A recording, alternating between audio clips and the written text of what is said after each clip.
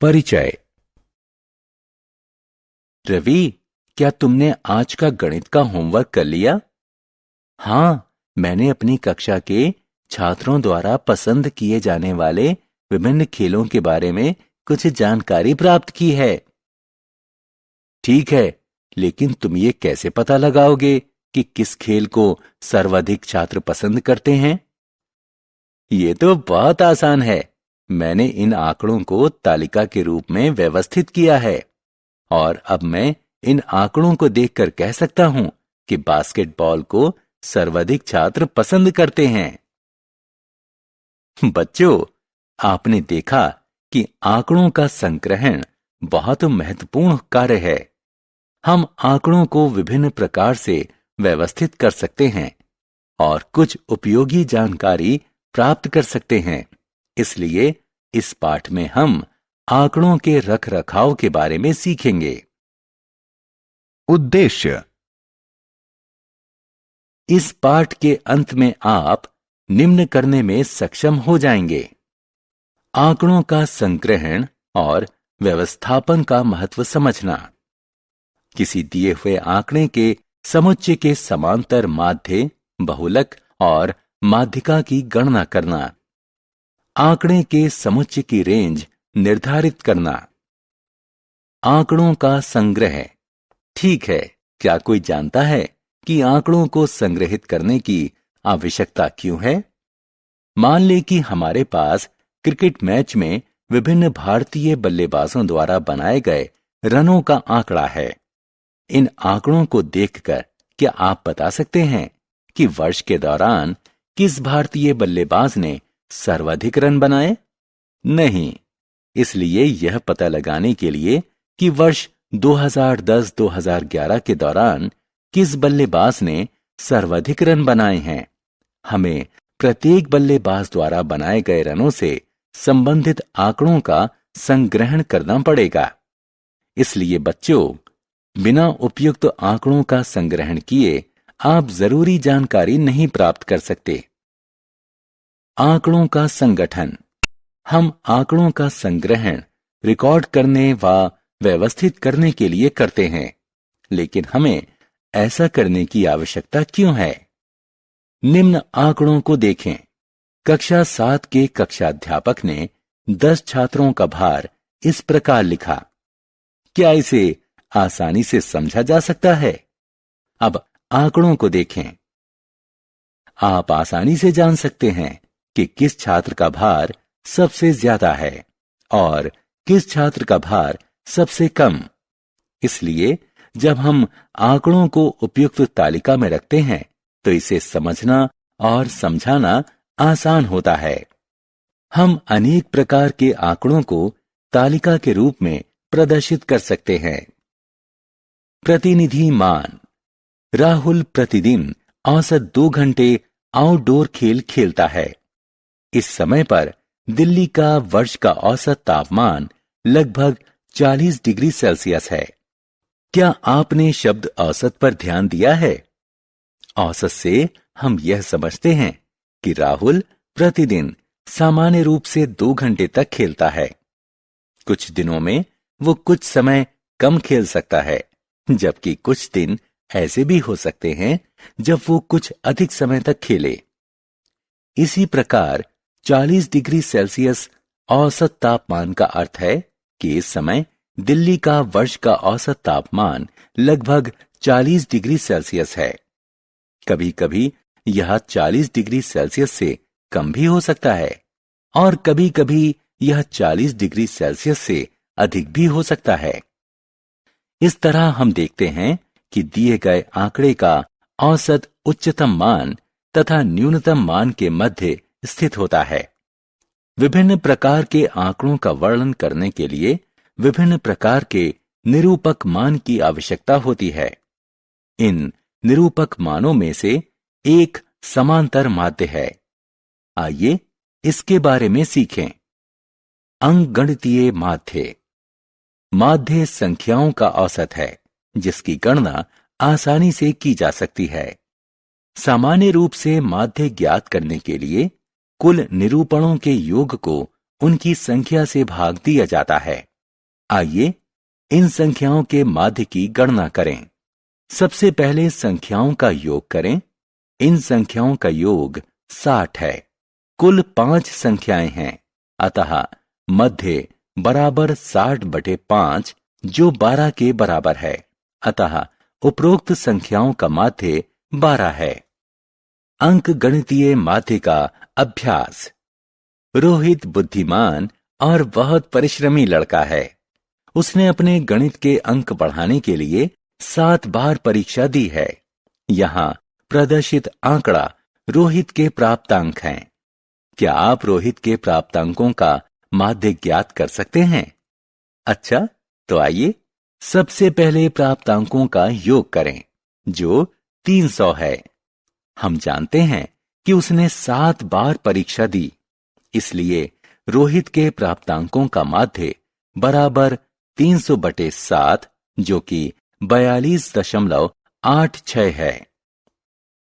प्रसार या परिसर, रेंज। आंकड़ों के समुच्चय का प्रसार यानी रेंज समुच्चय के उच्चतम मान व न्यूनतम मान के मध्य का अंतर होता है। रेंज ज्ञात करने के लिए सबसे पहले आंकड़ों को कम से ज्यादा के क्रम में व्यवस्थित करें।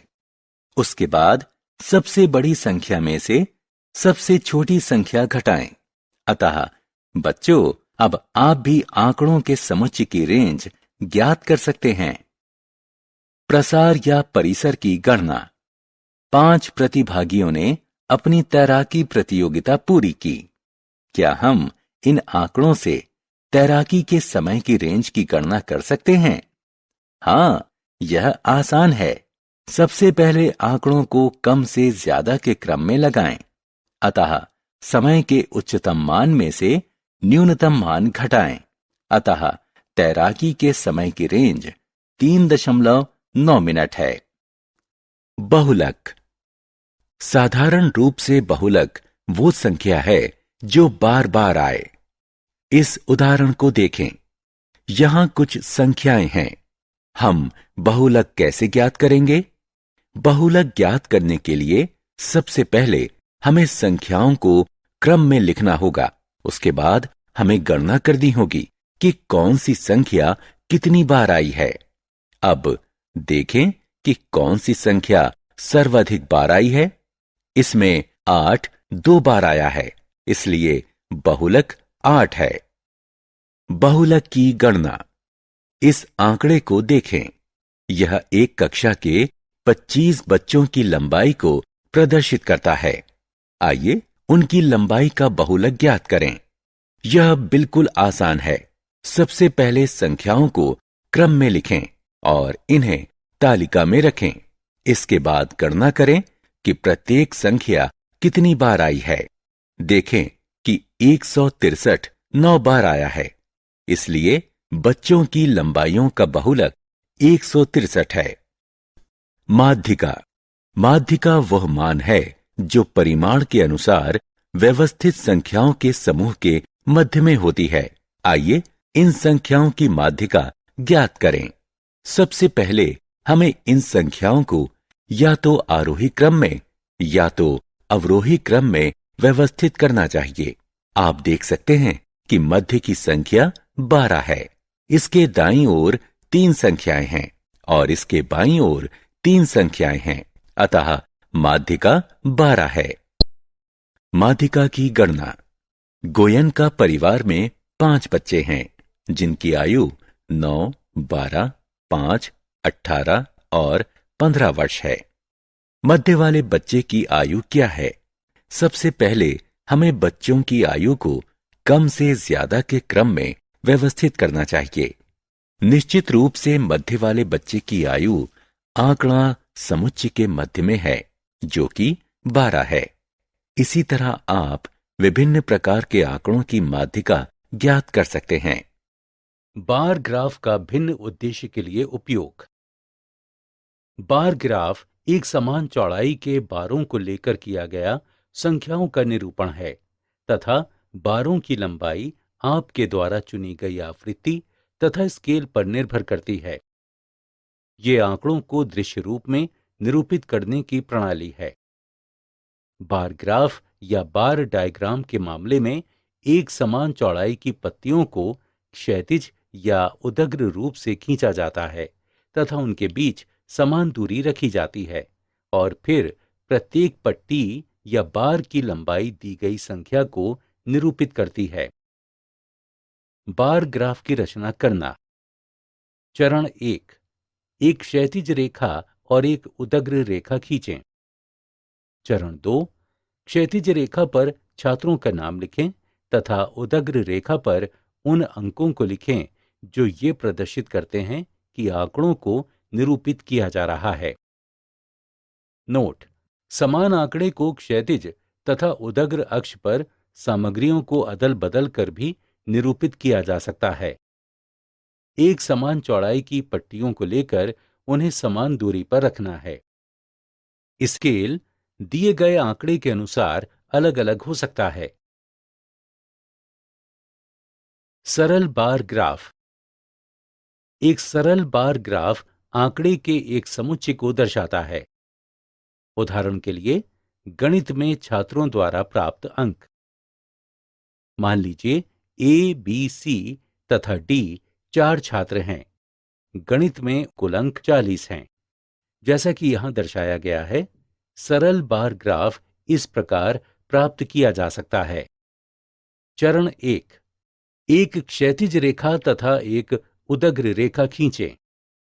चरण 2, क्षैतिज रेखा पर छात्रों के नाम लिखें तथा उदग्र रेखा पर गणित में उनके द्वारा प्राप्त किए गए अंकों को लिखें।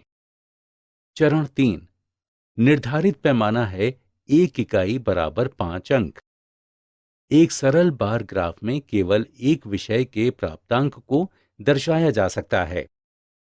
समान आंकड़े को क्षैतिज तथा उदग्र अक्ष पर सामग्रियों को अदल बदल कर भी दर्शाया जा सकता है। बार की ऊंचाई छात्रों के प्राप्तांकों को निरूपित करती है। दोहरा बार ग्राफ। एक दोहरा बार ग्राफ एक ग्राफ पर आंकड़ों के दो समुच्चयों को दर्शाता है। उदाहरण के लिए, गणित तथा हिंदी में छात्रों के प्राप्तांक। मान लीजिए ए, बी, सी तथा डी 4 छात्र हैं। हिंदी तथा गणित दोनों परीक्षाओं के कुल अंक 40 हैं। निम्नांकित तरीके से दोहरे बार ग्राफ को प्राप्त किया जा सकता है। एक दोहरे बार ग्राफ में गणित तथा हिंदी दोनों के अंकों को अंकित किया जा सकता है। उदाहरण के लिए, जहां छात्रों के प्राप्तांकों को क्षैतिज अक्ष पर दर्शाया जाता है, क्रमशः हिंदी तथा गणित दोनों की पट्टियों को दर्शाती हुई 2 पट्टियां निर्मित की जाती हैं। ऐसा सभी छात्रों के लिए किया जाता है। समान आंकड़े को क्षैतिज तथा उदग्र अक्ष पर सामग्रियों को अदल बदल कर निरूपित किया जा सकता है। पट्टी की ऊंचाई किसी छात्र के प्राप्तांक को निरूपित करती है। संयोग और प्रायिकता। संयोग किसी स्पष्ट उद्देश्य या कारण की अनुपस्थिति में घटनाओं का घटित होना है। ये बस कुछ होने की संभावना है। जब संयोग को गणित में परिभाषित किया जाता है तो इसे प्रायिकता कहते हैं। संयोग एक ऐसी चीज है जो रोजमर्रा की जिंदगी में होती है। प्रायिकता किसी विशेष घटना के होने की संभावना का अध्ययन है। उदाहरण के लिए, जिस दिन बादल छाए हों उस दिन पर रेन कोट लेना, क्योंकि बारिश होने की संभावना है। परीक्षा में किसी विशेष की तैयारी करना, क्योंकि उसके आने की संभावना अधिक है। प्रतीक्षा सूची का ट्रेन टिकट खरीदना, क्योंकि इसकी पुष्टि की संभावना अधिक है। प्रायिकता।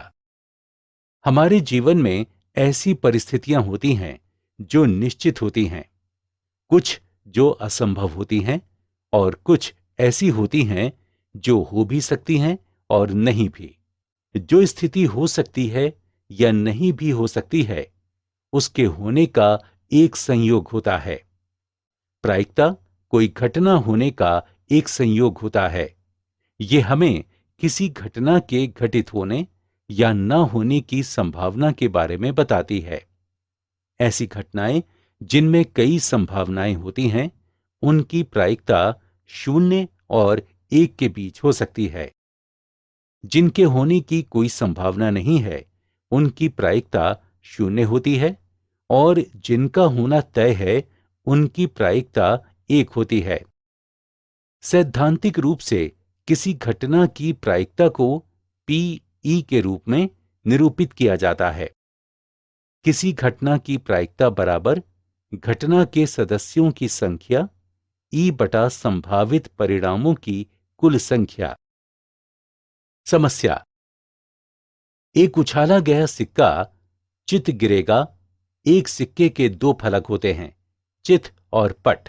क्योंकि या तो चित या पट प्राप्त करना संभव है, इसलिए यह घटना हो सकती है।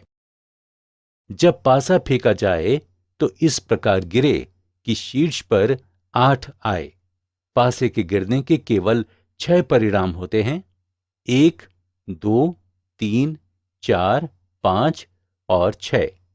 क्योंकि इसमें 8 नहीं है, इसलिए उछाले जाने पर 8 मिलना असंभव है। एक बॉक्स में 6 कंचे हैं, जिनमें से प्रत्येक पर 1 से 6। सारांश: आइए हमने जो कुछ सीखा है उसे संक्षेप में दोहराएं। आंकड़ों का संग्रहण, रिकॉर्डिंग और प्रस्तुतिकरण हमें अपने अनुभवों को सुनियोजित करने और उनसे निष्कर्ष निकालने में मददगार है। सामान्य रूप से मध्य ज्ञात करने के लिए कुल निरूपणों के योग को उनकी संख्या से भाग दिया जाता है। आंकड़ों के समुच्चय का प्रसार या परिसर यानी रेंज समुच्चय के उच्चतम मान व न्यूनतम मान के मध्य का अंतर होता है। साधारण रूप से बहुलक वह संख्या है जो बार बार आए। माध्य का